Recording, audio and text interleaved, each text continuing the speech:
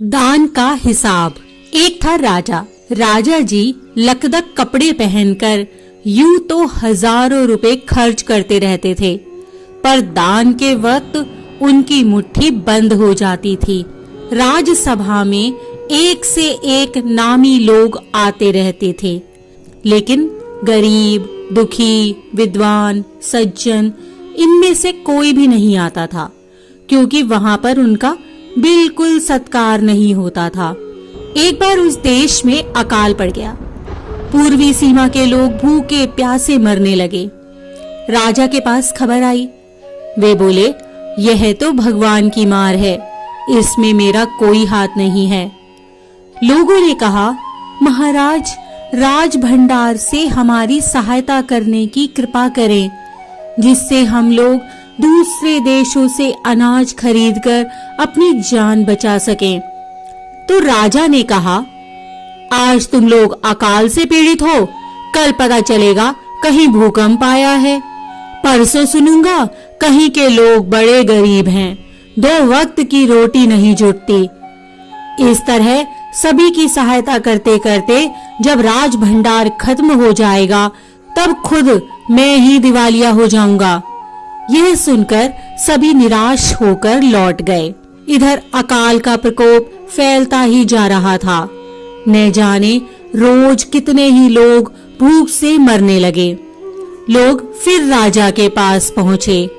उन्होंने राजसभा में गुहार लगाई, दुहाई महाराज, आपसे ज्यादा कुछ नहीं चाहते, सिर्फ 10,000 रुपए हमें दे दें तो हम आधा पेट खाकर भी जिंदा रह जाएंगे।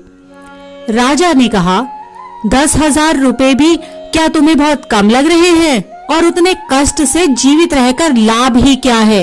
एक व्यक्ति ने कहा, भगवान की कृपा से लाखों रुपए राजकोष में मौजूद हैं, जैसे धन का सागर हो। उसमें से एक आध लोटा ले लेने से महाराज का क्या नुकसान हो जाएगा? राजा ने कहा, राजकोष में अधिक धन है तो क्या उसे दोनों हाथों से लुटा दूं?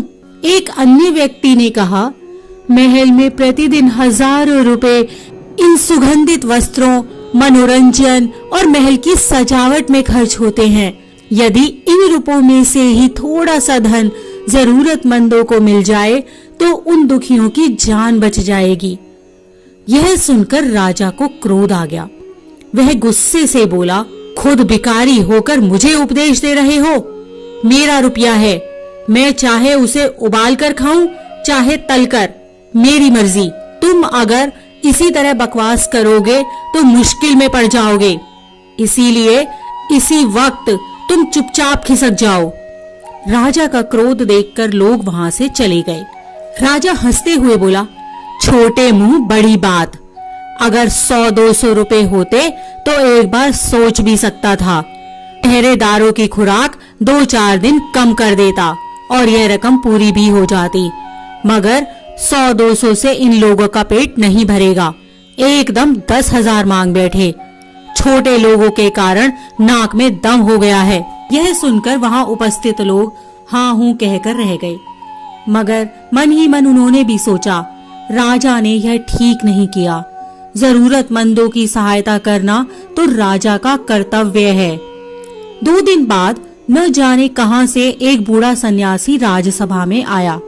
उसने राजा को आशीर्वाद देते हुए कहा, दाता कर्ण महाराज, बड़ी दूर से आपकी प्रसिद्धि सुनकर आया हूँ, सन्यासी की इच्छा भी पूरी कर दें। अपनी प्रशंसा सुनकर राजा बोला, जरा पता तो चले तुम्हें क्या चाहिए, यदि थोड़ा कम मांगो तो शायद मिल भी जाए। सन्यासी ने कहा, मैं तो सन्यासी हूँ, मैं अधिक धन का क्या करूँगा?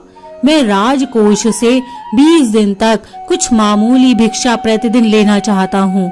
मेरा भिक्षा लेने का नियम इस प्रकार है, मैं पहले दिन जो लेता हूँ, दूसरे दिन उसका दुगना और तीसरे दिन उसका दुगना और चौथे दिन तीसरे दिन का दुगना, इस तरह से प्रतिदिन दुगना लेता जाता हूँ। भिक्षा लेने का मेरा यही तरीका है। राजा बोले, तरीका तो समझ गया, मगर पहले दिन कितना लेंगे, यही असली बात है। 2-4 रुपए से पेट भर जाए तो अच्छी बात है, मगर एकदम से 20-50 मांगने लगे तब तो 20 दिन में काफी बड़ी रकम हो जाएगी। सन्यासी ने हंसते हुए कहा, महाराज मैं लोभी नहीं हूँ, आज मुझे 1 रुपया दीजिए, फिर 20 दिन तक दुगने करके देते रहने का हुक्म दे दीजिए। यह सुनकर राजा, मंत्री और दरबारी सभी की जान में जान आई। राजा ने हुक्म दे दिया कि सन्यासी के कहे अनुसार 20 दिन तक राजकोष से उन्हें भिक्षा दी जाती रहे। सन्यासी राजा की जय जयकार करते हुए घर लौट गए।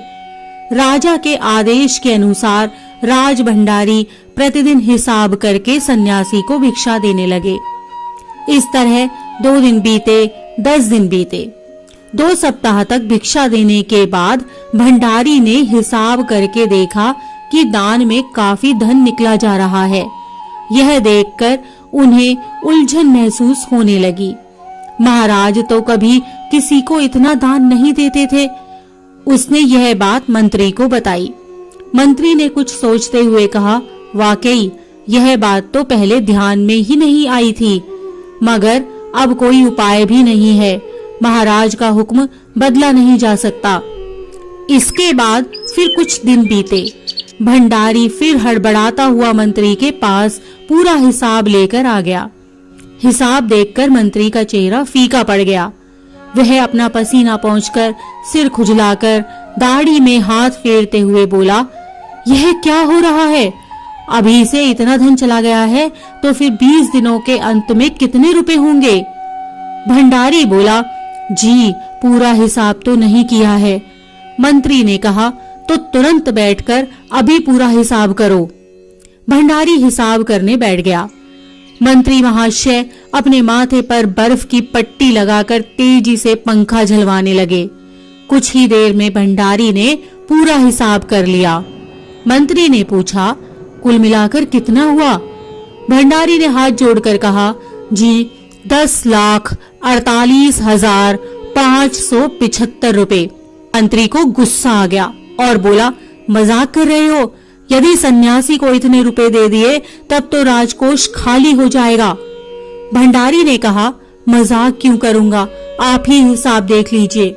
यह कहकर उसने हिसाब का कागज मंत्री जी को दे दिया। हिसाब देखकर मंत्री जी को चक्कर आ गया। सभी उन्हें संभाल कर बड़ी मुश्किलों से राजा के पास ले गए। राजा ने पूछा, क्या बात है? मंत्री बोले, महाराज राजकोष खाली होने जा रहा है। राजा ने पूछा, वह कैसे? मंत्री बोले, महाराज सन्यासी को आपने भिक्षा देने का हुक्म दिया है, मगर अब पता चला है कि उन्होंने इस तरह राजकोष से करीब 10 लाख रुपए झटकने का उपाय कर लिया है। राजा ने गुस्से से कहा, मैंने इतने रुपए देने का आदेश तो नहीं दिया था, फिर इतने रुपए क्यों दिए जा रहे हैं? भंडारी को बुलाओ।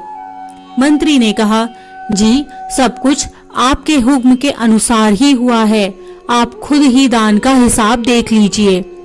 राजा ने उसे 1 बार देखा, 2 बार देखा, उसके बाद वह बेहोश हो गया। सब परेशान हो गए। काफी कोशिशों के बाद उन्हें होश में आने पर लोग सन्यासी को बुलाने दौड़े। सन्यासी के आते ही राजा रोते हुए उनके पैरों पर गिर पड़ा। बोला, दुहाई है सन्यासी महाराज, मुझे इस तरह जान माल से मत मारिए। जैसे भी हो एक समझौता करके मुझे वचन से मुक्त कर दीजिए। अगर आपको 20 दिन तक भिक्षा दी गई तो राजकोष खाली हो जाएगा, फिर राजकाज कैसे चलेगा? सन्यासी ने गंभीर होकर कहा, इस राज्य के लोग अकाल से मर रहे हैं, मुझे उनके लिए केवल 50,000 रुपए चाहिए।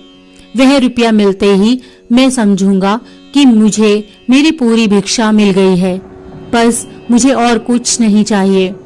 राजा ने कहा, परंतु उस दिन एक आदमी ने मुझसे कहा था कि लोगों के लिए 10,000 रुपए ही बहुत होंगे। सन्यासी ने कहा, मगर आज मैं कहता हूँ कि 50,000 से 1 पैसा कम नहीं लूंगा।